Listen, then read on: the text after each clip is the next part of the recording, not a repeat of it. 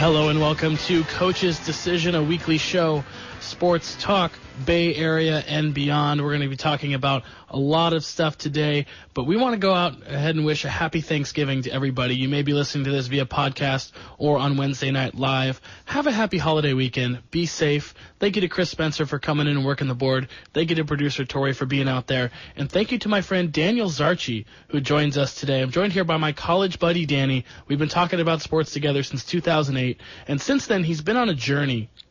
And, Danny, you finished that journey. Tell the people what it is. I took and passed the California bar exam. So you're just a lawyer now? I need to be sworn in next Friday, and then I will be at law. Wait, you swear in? Yeah, I'm going to be a sworn officer of the court. That's insane. So, like, is it like hand on the Bible swearing in, or is it like, I know the Torah because you're a man of the Jewish faith, but... I kind of doubt it, but it will be. There's a swearing-in ceremony. I mean, we're going to be licensed professionals with an ethical code that if we break it, we'll get in trouble for. And I mean, it's like not the just NFL. The Wild West here. Yeah, it's like the NFL. I'm just picturing you like mopping your brow and wearing a suit and having a southern drawl, because I think the only idea I have of lawyers is from To Kill a Mockingbird. So. Yeah, no, I'd say that's accurate. Or I inherit think the wind. Atticus Finch is really what we all want to do when we go to law school. Yeah, you're a cross between Atticus Finch and like William Jennings Bryan and Inherit the Wind. That's what I picture, because those are my cultural references. This week we're going to get into Peyton Manning's injury, the college football playoff rankings, and Johnny Manziel into club. But first we have to talk about the best team on the planet right now, and I think you know who those are. Before we do, we're going to let the people out there know to have a happy Thanksgiving, but also start Christmas shopping. And the way to do that is to go to fanatics.com and fansedge.com. If you go to those sites through our website, coachesdecisionksco.com, it will help out our show. These sites are fantastic. They're about 20% discounted from normal retailers, so it's going to be the cheapest, most quality NFL, college, NBA, MLB products that you can find. That's fanatics.com and fansedge.com. Buy your presents for your friends, your family, yourself. I'm thinking about getting a Draymond Green jersey. I'm not quite sure yet. I might want someone to buy me one. I'm not sure if I want to fork out the cash, but I definitely would go through coachesdecisionksco.com. Well, Thomas, you said years ago that Draymond Green was your favorite college player of all time. And that was before he actually turned into the studly NBA player he is today. I know, and I wanted to buy a jersey, but by the time I got the financials and the commitment to do it, he was in the last year of his contract, and the Pistons were really interested. And he's from Detroit, he's from Saginaw, Michigan. Growing up as a Pistons fan, and so I got really nervous that I would buy a Draymond Green Warriors jersey, and then he'd just be gone, and then it would be outdated immediately. So now I think I have to turn it around, and this holiday season, I almost pulled the trigger today, but I think I'm going to need to do it now, and I'm going to click through our site and go to one of those great sites. So let's talk about Draymond Green and the Warriors, because they're 16-0 now. When we talked on Monday on Sports Pub on Good Morning Monterey Bay, we talked about 15-0, and that they were pretty likely to beat the Los Angeles Lakers. Well, the Lakers are not good. Well, they hammered the Lakers. I think 117-71. The Lakers couldn't buy a bucket, and they have all the money in the world because they're the Lakers. Kobe Bryant, 1 for 14. No, it's okay, Thomas. I have good news. The Lakers have bigger problems than just Kobe's poor play. What are their problems? Like his contract. Oh yeah, well they are paying him a lot of money. It's just Kobe came out today or yesterday and said, I know I got a lot of criticism for going one for 14, but the Lakers have bigger problems. He said, I think if I were putting up 35 a night, then they might be like 3 and 11 instead of 2 and 12, but basically he's saying it's not his fault. How do you feel about that? I feel horribly about that. I feel horrible for Kobe that he can't realize that he took 14 shots. I think 13 of them banged off the front of the rim. And, there's an obvious reason that happens. It's because you have no legs. The injuries have eroded his lower body over the last couple of seasons, and he's just not getting any lift on his jump shot. He's chucking up air balls, which you don't usually see, good jump shooters do, or even great jump shooters like Kobe's been over his career. And it's just not there. He can't go to the basket. He used to be a baseline drive machine where he would cross over and then just use his length and athleticism to get up and over defenders at the baseline and go for dunks or get fouled. He did that once at the beginning of the game and got fouled, but then didn't go back to it at all because he just doesn't have it anymore. So my question is, it seemed like the narrative for a while is that Kobe's going to stay around as long as it takes to break the scoring record, right? That's not going to happen anymore.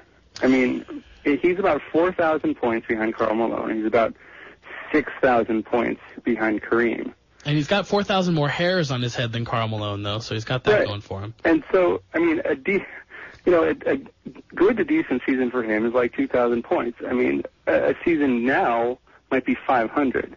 Is he really going to stick around this whole time? Well, is he going to be here in 8 years, thinking the Lakers getting paid $25 million to go 3 for 26? I don't think he has dreams of breaking Kareem's record. I just think he wants to get as high on that list as possible. If he wanted to play for championships, which I don't really think he wants to do anymore, I think he's playing for numbers and playing time, he would go and take a role player position somewhere like, say, Vince Carter has on Memphis, where they were competitive for a few years, so he wanted to go make some deep playoff runs there. He just won't adjust his game, and his coach is facilitating this. Byron Scott is doing nothing to dissuade Kobe from wanting to play as many minutes and have as big of a role. He says nothing's going to change. Byron Scott, also the guy who says three-pointers aren't that important, so we know where that guy belongs, and it's not in an NBA coaching gig. So Allen Iverson struggled with this. He eventually did get on a bench and lead second units and rack up some extra points in his career, but he was in China before you knew it. And I don't think Kobe wants to go that route. I think he wants to go out as a starter. But do you think that Kobe, even if he took a reduced role, has any juice left in him that he could be, above replacement level for some championship team? I mean, is he better than the 12th guy on the Spurs bench? Probably. Yeah. He could do some stuff. If he got to focus his energy into, I need to make 4 hard drives to the basket, or, I need to put up 3 critical jump shots, maybe something like Paul Pierce did last year for the Washington Wizards. Paul's a little more capable and a little younger than Kobe, but, I don't know. Let's stop talking about Kobe, because the Warriors are so good. And we looked ahead to the schedule on Monday, and we saw a lot of cream puffs. But I dug even deeper into the schedule, and I realized they need to go 57-9 the rest of the season. That's clear. That's just a numbers game. But 8 of the Warriors' next 9 games are on the road. That's tough. Yeah, that is tough. I mean, do you consider I guess Sacramento's at home. Yeah, that's the lone home game. I mean, they wish they could go to Sacramento and get the road game out of the way there, because they can win there. I mean, Phoenix is basically home if you really think about it geographically. If you really think about it. It's going to be like that Seinfeld conversation where Elaine has to stay at Jerry's parents' house for a whole weekend, and he basically boils it down to 2 showers and a cup of coffee. Yeah. It's not really like that, Denny. They do have to get on these planes. They do have to sleep in not their bedrooms. They do have to go where other fans are. Come on now, Charlotte and Toronto are not that far away. Toronto's in a different country. I don't know which one, but it's in a different country. I will make this point, though. Last year, almost the same Warriors team. You can argue that they're a little bit better this year, maybe a lot better. But last year they lost a game at Phoenix, at Utah, at Brooklyn, and at Indiana. And all 4 of those games are on this road trip, all 4 of those teams. The Nets they also lost to the Lakers. Yeah, I know. I'm just saying that those 4 teams that they lost to last year in those teams' home courts, home arenas, they have to go play on an 8 of 9 road trip right now. There's probably a loss in there, is there not? I mean, that's what the smart money says, but when have we ever had the smart money? Yeah, right, exactly. We're not interested in that. I mean, but they're going to be favored in every single game, obviously, and I mean, it's going to be a dumb loss when they do end up losing, because there's no team better than them. I don't think.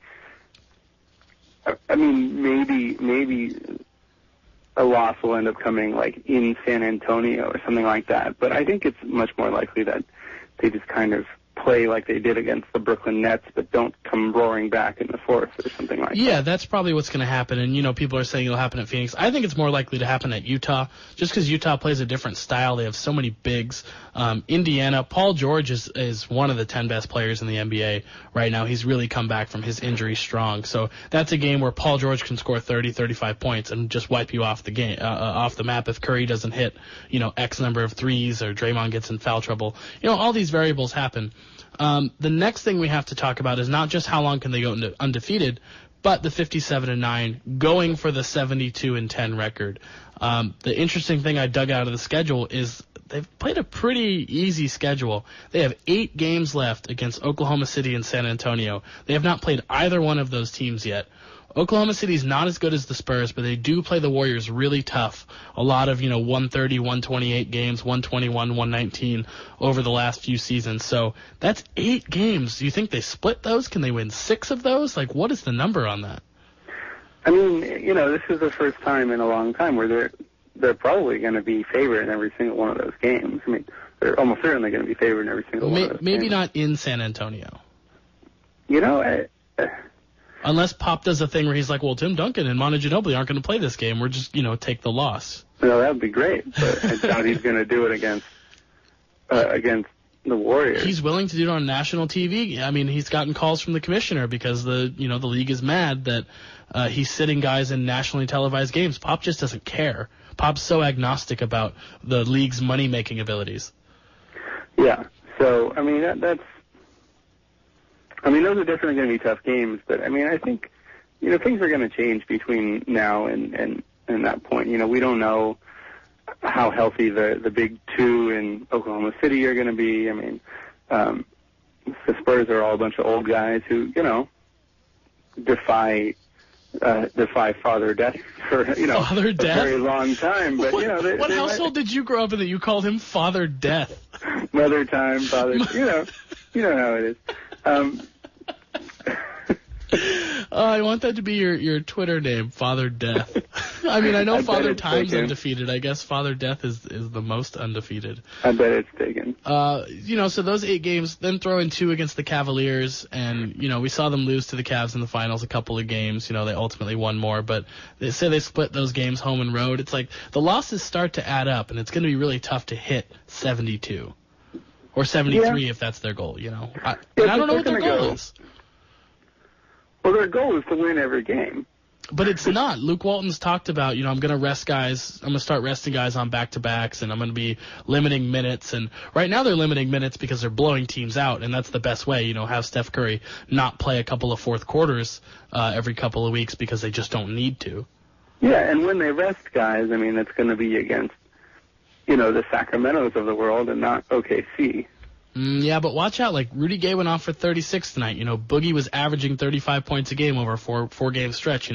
These things happen. Well, you can lose those games. Okay, then, let's not say Sacramento. Let's say, a really, really, really bad team. Like Lakers. The team I want to call the 0-76ers. Yeah. Oh, God. Did you see that the Sixers have now tied an American professional sports record with 26 straight losses? Yeah, I think if you go deep enough, you can get into some college losing streaks and on some smaller schools that surpass them. But yeah, the professional ranks, they are the lowest of the low, and that's funny. They tied the Louisville Colonels from 1889, the Tampa Bay Bucks from 1976 to 77. Shout out to Andrew Malkowski, my only Tampa Bay Bucks fan friend. And the Cavaliers from 2010 and 2011. Yeah, the post-LeBron Cavs were pretty terrible. And they even tied themselves from 2014. It's so great to have the mirror image going at the same time of the Warriors being completely unbeatable and the 76ers being completely winless. It's so good.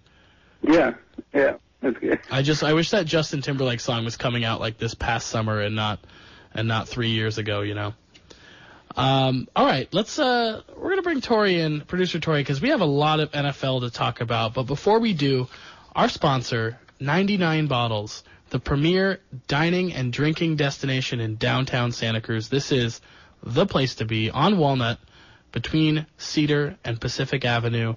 It's on a little side street. It's really cute. Lots of cool places to sit. Got a little patio. Bring your dog.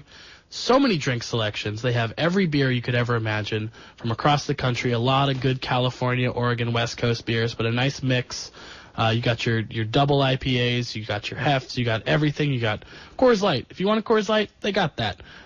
Full bar. Yeah, even Tommy the Third could get his beer there. Thomas Todd III would get a Bud Light and possibly a shot of Jim Beam, depending on where we were going that night and whether or not he was driving. And he could get that at 99 Bottle. And he could get that, and I would make him get the waffle fries, and he'd probably get something with red meat in it because he knows life has an expiration date, and that's why I live my life the way I do. Thank you, Tommy Todd, and thank you to 99 Bottles. Thomas's dad we're talking about. Yeah, I'm Thomas Todd IV. For those of you that don't know, my father.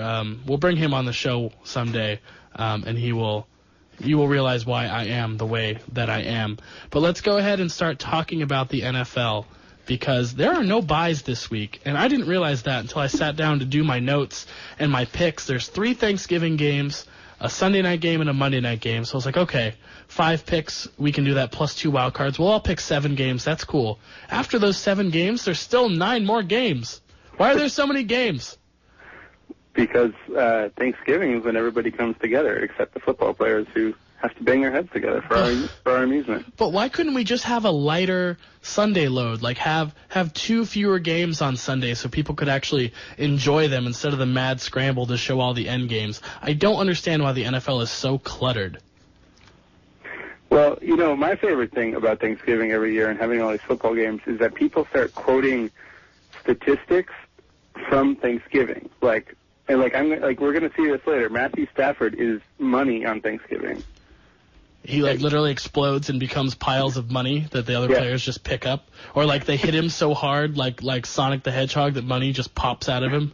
He just explodes rings. It just explodes. I'm picturing rings. Sorry, rings. Sorry, not money. My mistake. Well, we're gonna get to Detroit. We're not quite there yet, but I do agree with you about the statistics. And if we should have stats for before Pat Summerall and after Pat Summerall, R.I.P. Pat Summerall. But him and Madden were key to Thanksgiving with the turduckens and the stupid awards they gave out. Well, and there's the old saying of play like Peyton until Thanksgiving and Eli after Thanksgiving. That's not an old saying. That's the saying. Not so true this year, though. Yeah. Peyton Manning's not going to play at all after Thanksgiving, probably. All right, our first game, we have to pick all of these on Thanksgiving. The Eagles come in all banged up. They're getting 2.5 points in Detroit. Danny, any thoughts on this one? I'm taking Matthew Stafford because he's money on Thanksgiving. You want to collect those rings. No, I'm saying the Lions aren't as terrible as we thought. I mean, at least on defense. And I think Sanchez or Bradford or Tebow or Barkley or whoever the hell is under center Charles Barkley is remember Dog It for Barkley? No, I don't. I think that was my favorite. Suck for luck. That sounds like the one you would come up with. I think that the boys in green are going to have a hard time scoring, and I think Matthew Stafford might actually throw it to Calvin Johnson for once. Yeah, well, look, Ryan Matthews is out. He's been their most effective back all season. Zach Ertz is out. Sam Bradford, questionable. 2 of their offensive linemen, Jason Peters and Kelsey, the center, questionable.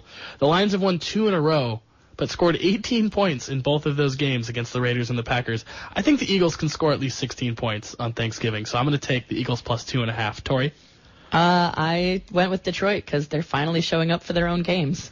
Yeah, that Packers win, I think, is in the at the end of the season, you're gonna look back on that and go, that was a wonky game, or that was a one-off game. So, but they've got some good momentum, so I'm gonna go with it. Yeah, I'm saying they're not sunk yet, but I do remember earlier in the season talking about previewing the NFL and saying the Eagles were gonna start strong, which they didn't, but their injuries were gonna get to them in the end. DeMarco Murray and Sam Bradford weren't gonna be on the field very much this season, and that's kind of starting to play itself out because Sam Bradford he's suffering multiple injuries on one play.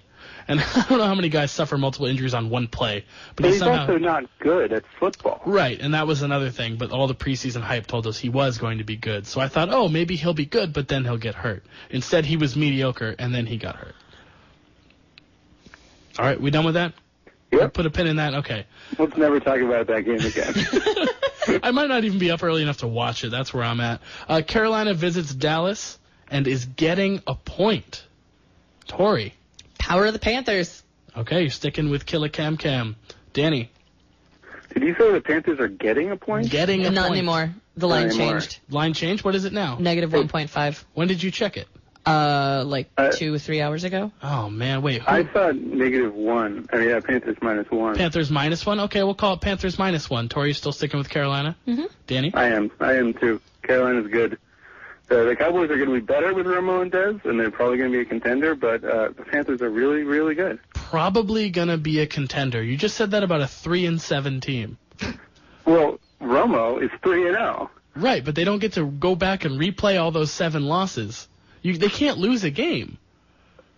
I think they can. You think they can go 8-8 and win the division or get a wild card? Yeah, I think they will. I don't know about that. I think they have to win out, and I don't think they win this game.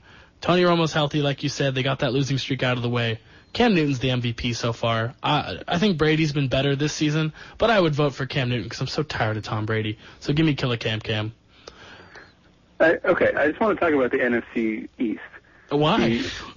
Why would you want to do that to our listeners? The Giants are leading with 5-5. I mean, you really think 8-8 is not going to be a contender in that division? I think so, but they'd have to have the tiebreaker over the Giants, which I don't believe they do. Didn't the Giants? I'm not sure. I'd have to look all this up, and I'd have to play with those playoff scenarios. I just said the word you used was probably, and I didn't like it for a 3-7 team that probably has to win out or at least go 5-1 down the stretch, which is hard to do no matter who your quarterback is. Yeah, true. That was my point. It was the word probably that pissed me off. They're going to play like a contender. They're going to play. Okay, good. I like that. Our last game, the Packers hosting the Bears at Lambeau in an excellent night game. The spread is Packers -9. I'm going to start on this one. I like Green Bay's Super Bowl chances still. I wasn't thrown off the scent by their 2 losses in the last 3 weeks. Eddie Lacy looks rejuvenated, and they still have Aaron Rodgers, but I don't think they can hold off the Bears. John Fox and Adam Gase made some terrible calls last week, not kicking a field goal on 4th and 1, deciding to run the ball up the gut on the 2-point conversion. I'm taking the points. Give me Jay Cutler. Give me the return of Matt Forte. I want the Bears Thursday night. Anyone? Bueller? I'm taking the Pack. Pack attack. Do you have anything for that to respond to my... Aaron Rodgers showed signs of life last week. He's not dead, and he always brings it against the Bears, and he beat them by 40 points last year? Yeah. Last year at Lambeau, 55-14. Yeah. That was just a couple of key plays that went the wrong way, and, next time out we're going to try to give it our best. I was just being a standard NFL player. After it ain't going to be the Bears. Tori, you got Pack -9? It ain't going to be the Bears. I don't know. I'm kind of the hot hand, so you guys should probably start to follow me. Before we move on, I'm going to tell you that our NFL picks are sponsored by Woodstock's Pizza, presented to you by the wonderful company that has 7 locations across all of California: Santa Cruz, San Luis Obispo, Chico, Davis, Isla Vista / Santa Barbara, and 2 locations in Santa Barbara. Every Woodstock's Pizza has the NFL Sunday ticket. They have what you want because you want beer, you want pizza, you want chicken wings. Those are the 3 things you want to go along with your sports viewing, and Woodstock's has all of those here in Santa Cruz, down on Front Street next to Trader Joe's. Be there. It's the spot to be. Tori, before we move on, I want to talk about where are we at in the rankings right now. Let's exclude Joaquin because he's out. But Thomas, I want to interrupt 1 second. What's that? I don't know. I think it might be Panthers +1. I don't know. Yeah, that's what I had it as. It was originally, and then they changed. But I was looking around the same time you were. I was doing. Okay. Well, right now it's +1. So okay, we're gonna go back to +1 then. I'm making the call here. I'm the host. All right, where's the host at in the rankings right now? The host is at 24, 29, and 3. Okay. And where are you? The producer is at 24, 23, and 4. Okay. And Danny is at 23, 30, and 3. It's getting close. It's getting real tight. And Danny, we still have a bye week coming. I went 3-2. I think I hit both my wild cards last week. Did I not? Dalbell. Yeah. Yeah, because I missed Thomas, you went 2-2 because of the push. Oh, it was a push. Darn it. I went 3-1. You went 3-1? What was Danny's wild cards? Carolina and Dallas. Oh yeah, now they're squaring off this week. Your head must be exploding. I feel confident. Don't worry. Okay. Well, Danny's making a charge, so maybe I'm not the one making the charge. I think it's Danny. All right, Sunday games. He needed to make that charge. He does. And Joaquin, you lost. You're a loser. Joaquin's actually going to be back next week. He's going to introduce us to his new Chinese family that he's brought back with him from China. He's been there so long, he had to start a family. Child bride. No, not a child bride. A bride and a child. He adopted a young boy and his mother, or father, I'm not sure. We're going to go over Sunday morning games, and we're going to hit some headlines. Stop me if you picked the game. I actually haven't picked my wild cards yet, so I'm going to talk myself into some games here. Sunday morning, the Saints hit the road to face the upstart Texans. Houston laying 3 points. Anyone pick this one? Oh, God, no. Nope. Texans are tiebreakers away from leading the AFC South or getting the second wild card. How ridiculous is that? I'm amazed that the AFC South is somehow more of a dumpster fire than the NFC least. It's gone south, and it might be sinking into the Caribbean. I'm not quite sure. The Colts have Matt Hasselbeck. The Texans have insert quarterback here. I don't care. It's what's his face? It's Whedon. TJ Yates. I think Brandon Whedon's the backup. I don't know. Doesn't matter. No one picked this one. Let's talk about the Colts. I have them here somewhere. No, let's skip that because that's later. The Vikings licked their wounds in Atlanta. Bridgewater's getting a point on the road. Any picks here? Nope. Nope, not for me. I got some stats. The Falcons have lost 3 straight by a total of 7 points to the Bucks, 49ers, and Colts. That's a rookie quarterback, Blaine Gabbert, and 40-year-old Matt Hasselbeck. I'm going to take the Vikings getting the point on the road. Down goes Atlanta. Write it down, Tory. I might have 7 more picks before this is over. The Tampa Bay Bucks are a rising commodity. They get 3 points in Indianapolis. Now we're going to talk about the Colts. Anyone pick this one? Oh, thank you. In my estimation, Falcons, Seahawks, Bucks, and Cowboys for the last wild card spot. Danny, who do you have out of that? Falcons, Seahawks, Bucks, and Cowboys. Seahawks. You have the Seahawks, Tory? Oh, they're all terrible. I thought you were going to say Falcons? the Falcons. I thought you were going to say the Cowboys, Danny. What? We already talked about the Cowboys. I know you talked about them, but I thought you were going to say that they're going to get the wild card spot. You think they're going to win the division? Oh, I thought you meant wild card for our picks. Oh no, I'm sorry. Yeah, no, I think Cowboys have a chance. I mean, I'm not necessarily going to pick them for it, but no. And actually, yeah. I take back Seahawks. I don't think they're going to make the playoffs. Okay. All right. Like the Buccaneers, the Washington professional football team is getting some buzz as a playoff contender. They're getting 3 at home against the division-leading Giants. Tory, did you bet on Eli? The Giants have won the last 5 games they've played against Washington. So you did what? I took Giants. You took the Giants -3. Danny, did you pick this one? No. Earlier in the year, the Giants won 32-21 in New Jersey, and that was pre-JPP. Kirk Cousins has turned the ball over 16 times against 15 touchdowns. That's pretty bad. I'm very tempted to take the Giants, but I'm going to skip it for right now, maybe come back to it later. So, Thomas, I feel like what you're saying is that you don't like that. I do like that. Oh, I get it. Sorry. That slipped past me for a second, cousin. I have a couple Washington professional football teams. I know you call them the D.C. Grudens. I have a couple storylines we have to talk about. I don't call them the D.C. Grudens. That's Joe House. I know. We're not Joe House. You're my Joe House. Referees, Jason Hatcher of the Washington professional football team says that since they are the Washington professional football team and have a surname we will not use, that referees call more penalties on them than other teams. Danny, do you think that's true?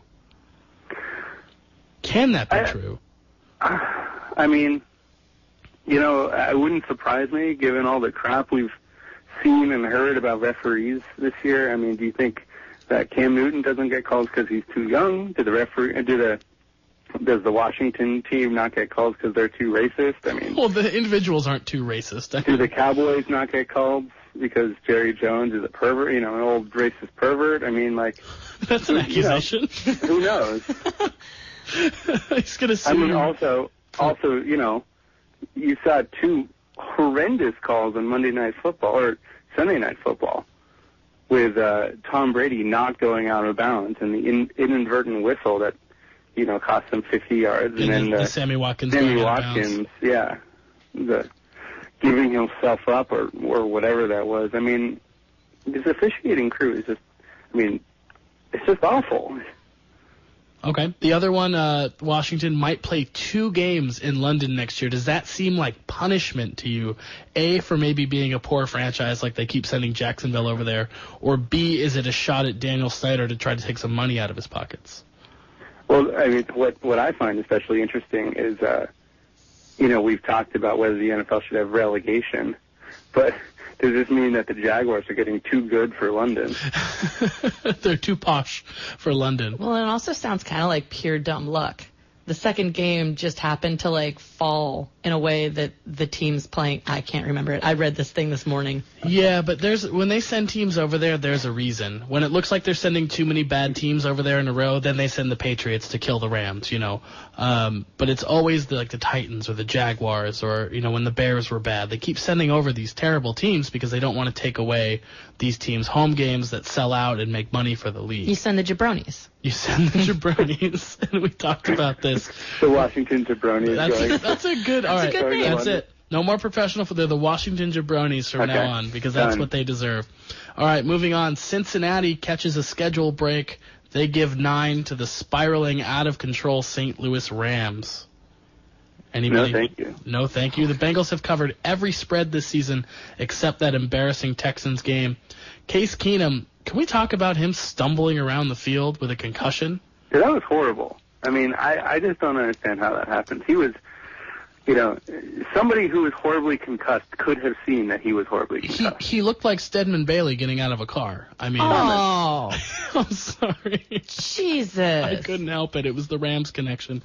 That was the next story. But no, they have spotters in the stands now who sit out there and look for guys woozy, guys So concussed. were they going to the bathroom? Were they getting another garlic fries when that happened? Or like the NBA referee center watching Animal House during when they're supposed to be watching games.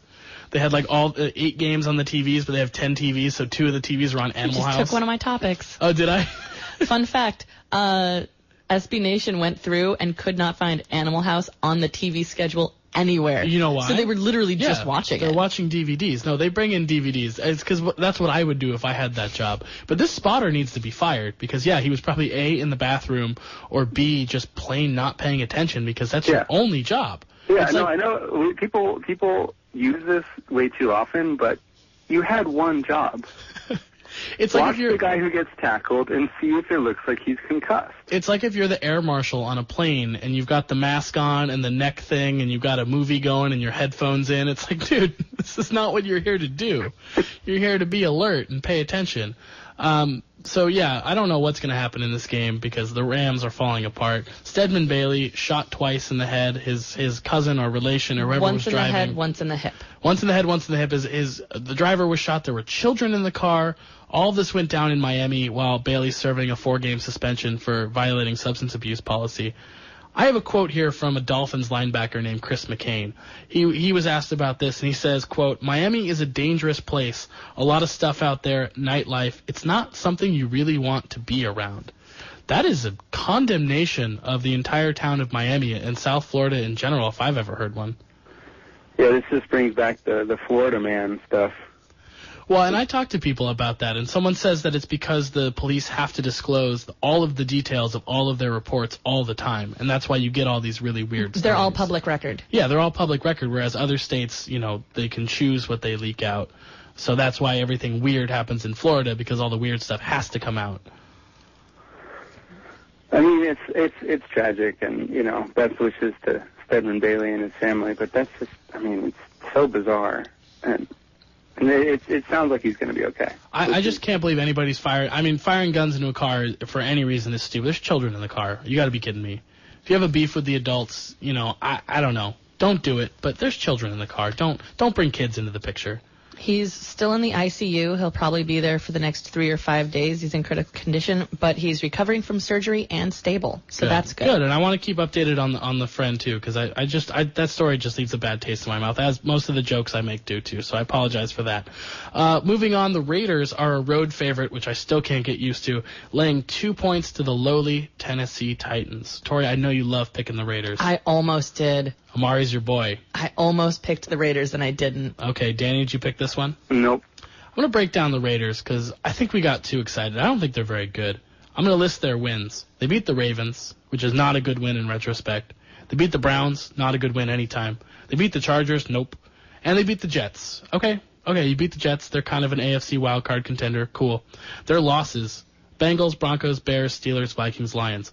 They're actually a pretty good bad team.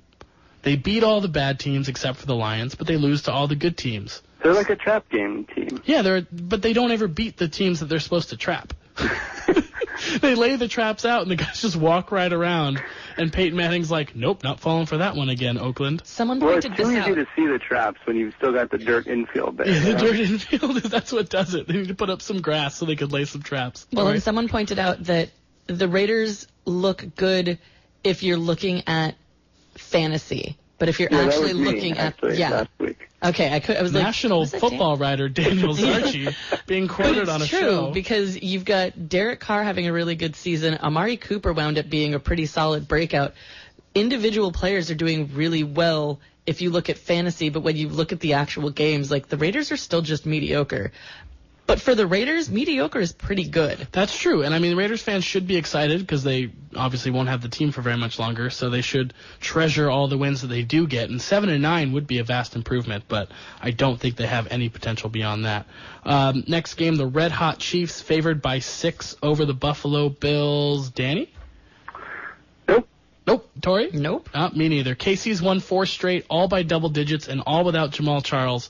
All of their losses are to contenders, and they all happened in a row, which is strange. Buffalo's got Tyrod Taylor trying to tough it out. They're 5-3 with him and 0-2 without him. I don't know what to do with this game, so I'm going to skip that as well. I'm starting to think you just like saying Tyrod Taylor. It's the best car part name in the history of names. It's just, But it's great. the fun part about the Chiefs is that even if they do lose this game, the end of their season is Oakland, San Diego, Baltimore, Cleveland, Oakland. That's a yes, maybe. Right. So, yeah. If they lose one game, I think we'd be surprised. They're almost certainly going to make the playoffs. From looking, as you said, like a terrible team when they started out 1-5. I wonder how many teams have lost 5 straight games in a season and made the playoffs. That's a good thing I should have looked up before this show. Another game, both trying to make their way out of that AFC wildcard cluster F. The Jets host the Dolphins and are giving Miami 3.5. I don't even want to talk about this game. Is anyone interested? Mm-mm. Nope. Another one I'm not interested in. Chargers Jags. I didn't even look at the spread. Give me a break. If you pick this game, you have no soul. I did. Oh, Danny. How could you have to watch this now? You have to follow it online. Yeah, I'll be all right. I took Jags -4. I think B squared shouldn't have a problem against the Bolts secondary, and all the Jags are. I mean, they're suffering a little bit from the Raiders scenario where, you look at the fantasy numbers and decide that they're doing pretty well, but they're better than the Chargers. This is why you're in last place. Sunday afternoon, the 49ers look to avenge an embarrassing loss to the Cardinals. Vegas doesn't think it's going to happen. The Niners are getting 10.5 points at home. Tory? I'm taking the Cards. And my note here is, Blaine Gabbert, don't let me down by not letting me down. Danny, what do you think about that as a Niners fan? I think it's a pretty good slogan. Don't let me down if you're going to let me down. I can't even rember it. It's not memorable. Don't let me down by not letting me down. It rolls off the tongue. It's like we're all counting on you kind of thing. Except we're all counting on you to blow it. I'm not taking this game, but I will say that Blaine Gabbert was involved in one of the funniest things on the internet today. Oh my God! Don't do it. It's my topics. Okay, we'll leave that for later. The Cardinals have 2 huge wins in the last 2 weeks, Seattle and Cincinnati. So no letdown. No one thinks there's going to be maybe a hangover game or anything. I mean, even if it were a hangover game, they'd still cover. I can hear the intern laughing. I guess that was a stupid question. Danny, you have to answer this. Colin Kaepernick elects to have surgery on his non-throwing shoulder, ending his own season. Does he even want to play for the 49ers anymore? I don't see why he would. Do they want him to play for them? I don't think they do. I mean, what's funny is that, one of the conspiracy theories, which I think is probably true, is that part of the reason why the Niners were basically undermining and destroying Kaepernick from within was because he's going to be expensive if they re-up his contract for next year, and they have to keep him around. So they were kind of trying to do the same thing they did to Jim Harbaugh by making him look bad and then making him look like everybody hates him and then chasing him out and hoping people aren't going to catch on. But the one thing that would make them pay him next year is if he gets hurt. And here they are. He's got shoulder surgery, and if he's not better by, I think, April 1st, then if he can't pass his physical, then they're on the hook for millions and millions of dollars, and I hope he takes all of it because this is a horrible franchise and they don't deserve to have their own money. Wow. They already have 3 teams have already offered to take him in trade. Yeah, but the trade deadline passed and the Niners didn't bite. So, wow. There are teams out there that need him, though. And Trent Baalke has refuted that there were 3 teams who were interested in him. So, well, let's check his cell phone, or did he throw it away like Tom Brady? Yeah. So, Storm's not coming, guys. Okay, one more wild card opportunity game. Danny, have you had both your wild cards? I have not. Okay, so Seahawks, Steelers. Steelers in Seattle. Pittsburgh is completely healthy. I checked their injury report. There is nothing on it. You can't say the same for Seattle. Marshawn Lynch out 3 to 4 weeks after sports hernia surgery. Maybe the whole season. Danny, do you think Thomas Rawls is enough to keep the playoff push going? No. No, so you're taking the Steelers. I'm taking Steelers plus 3.5. I think the Steelers are tough and they're healthy, and I think Ben is going to pick apart the Legion of Boom. Well, when I say the Steelers are completely healthy, Le'Veon Bell is out for the year. D'Angelo Williams is a perfectly capable running back, and they rely more on their passing attack anyway. So that's what I mean when I say they're completely healthy. No one get at me for forgetting about Le'Veon Bell because I didn't. I didn't take this game. I need another wild card. I'm going to go back and say, give me those Giants, because the Washington professional football team deserves to play in London. I think you mean the Washington Jabronis. The Washington Jabronis. I'm sorry, did I mess that up already? Yes. God, I got to write down Jabroni on my notes here so I can tell a Jabroni joke later. I'm calling it now. Tonight's episode title is going to be Send in the Jabronis. Send in the Jabronis. All right, Sunday night's game. We all have to pick this one. The young and handsome versus the young at heart and handsome. Brock Osweiler versus Tom Brady. The matchup NFL fans have all been waiting for. Wouldn't it be great if Tom Brady played for 15 more years and carried over this rivalry with Manning and just transferred it onto Brock Osweiler? Yes. Yes, it would be great. Danny, what are you picking this game? I'm taking Tom Brady -3. I think the Broncos defense is tough, but where there's a bill, there's a way. And Tori, lean back if you're going to laugh. So you're sorry. ear piercing over here. No, I think that the Patriots are obviously banged up, but I really don't think that any offensive skill player matters on this team aside from Tom Brady. So, nobody had heard of Julian Edelman before he was there. Wait, you just say Gronk doesn't matter? No, but he's healthy. So, of the healthy guys, okay. I don't think that, of the injured people, I don't think Dion Lewis necessarily provided anything on his own that wasn't the product of Tom Brady creating it. And so I think, the downgrade from Lewis to James White and the downgrade from Edelman and to Amendola to, Keyshawn Martin or whoever. I just don't think it's really going to matter. I think they're still going to have it. Tori? I'm taking the Pats, and I hate it. I hate the Pats. I hate winners. I hate them too. I think Osweiler's start last week was fool's gold. I know a lot about fool's gold in my life. Let's talk about Peyton Manning real quick. Out for this game and at least next week's game versus the Chargers. He's in a walking boot. If it was Tom Brady, it would be an Ugg boot, right? Yeah. No, that's not a good joke. Okay, I wrote that one. Does he come back? Should he come back? Just retire. How good does Osweiler have to look for Manning not to come back? We need Peyton Manning to go 1 for 14. and claim he can score 80 still? Right, and then his offensive coordinator is going to come out and say, he can keep passing as long as he wants. Okay, fair enough. Monday night, our last game. I bailed on previewing this one. Let's end this segment with a whisper. I'm going to take the Browns -3. I feel horrible about it, blah, blah, blah. Matt Schaub on the road for the Ravens, blah, blah, blah. Tori?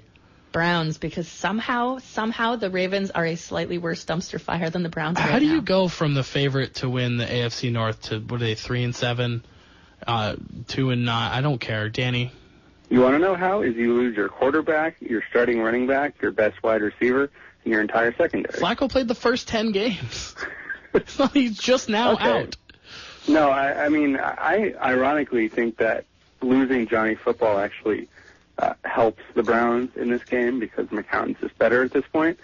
So I'm taking the Browns. Schaub against this defense is a stoppable force running into a movable object. But I think the Ravens don't have any players. The Browns have one player, and that'll make the difference. Okay, we made too many picks this week for a recap, so Tori's going to put that up on coachesdecision.ksco.com. You can follow along with our picks this weekend. Let's go to our last sponsor break. It is artist Ken Keegan. He is local here in the Santa Cruz area. All of his art is up on artwanted.com. You can just search Ken Keegan, Keegan.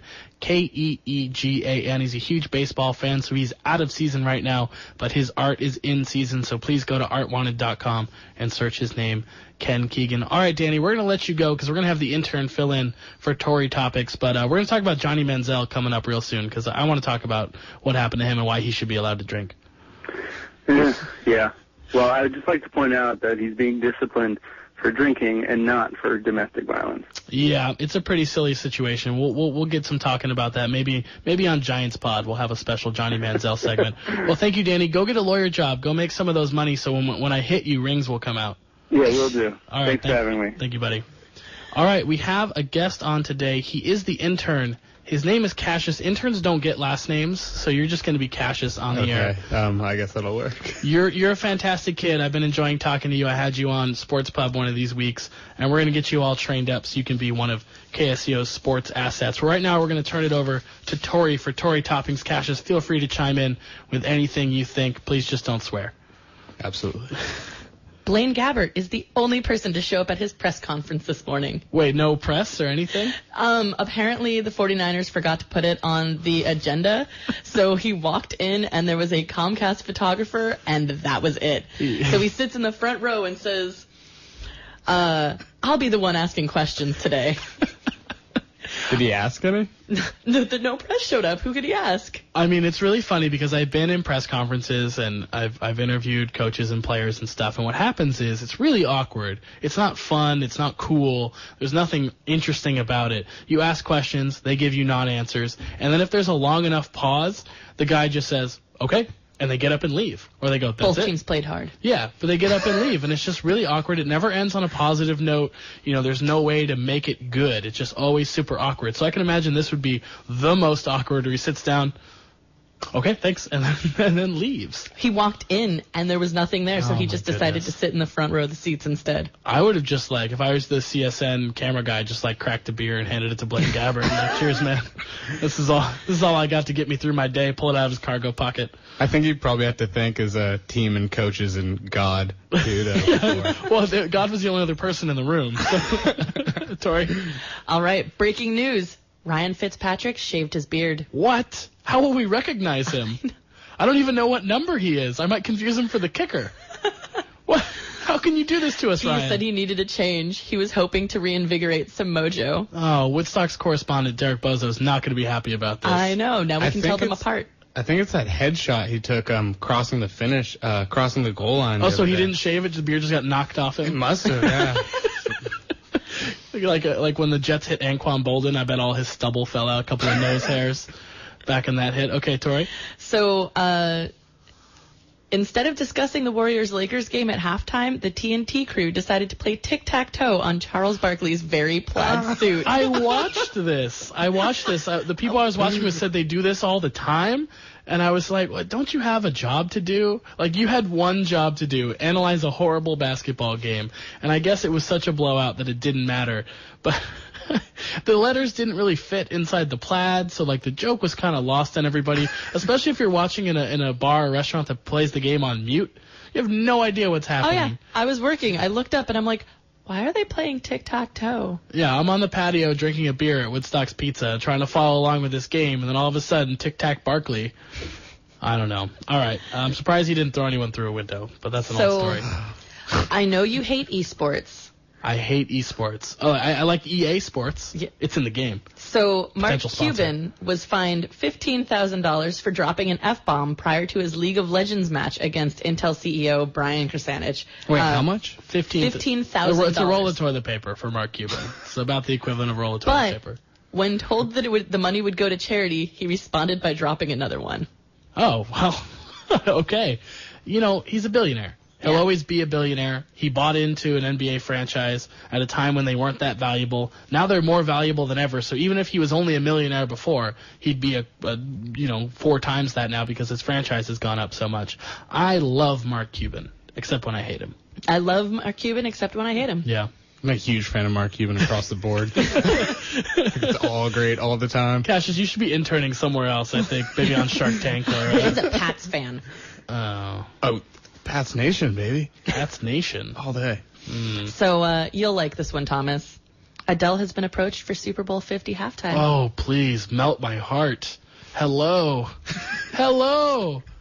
Anyone see the Jimmy Fallon video? Yes. Oh, well, all the Roots are playing, like, kids' Classroom instruments, I couldn't think of the name for It's them. the best part of Jimmy Fallon. And she's got like a little fake little cell fake phone. little cell phone she's singing into, and she's so good. And every time she hits a high note, the audience goes kind of crazy. Like everyone's got Adele fever right now. I especially like the mashup of Adele and Lionel Richie. Oh, hello. I'm not allowed to sing on this show. Tori told me I'm not allowed to You're sing just not on the allowed show. to sing, period. It's my show. Next topic. There is a petition to change the name of a San Antonio high school from Robert E. Lee to Greg Popovich. Okay. What That's about... a phenomenal idea. I mean, okay, I can't villainize Robert E. Lee. You know, the past is told by those who win. You know, so we can try and villainize the Confederacy as evil, but they're not evil. Those people still all live in this country. The descendants of Robert E. Lee and the Confederate soldiers are all our fellow Americans. So I'm not going to get on a soapbox and say no school should be named after a Confederate general. If you want to name it Thomas Stonewall Jackson High School, I'd be down with that too, because my nickname's Stonewall. But that's Your a whole nickname different. is not Stonewall. I know. But Greg Popovich is a winner. That's true. You do.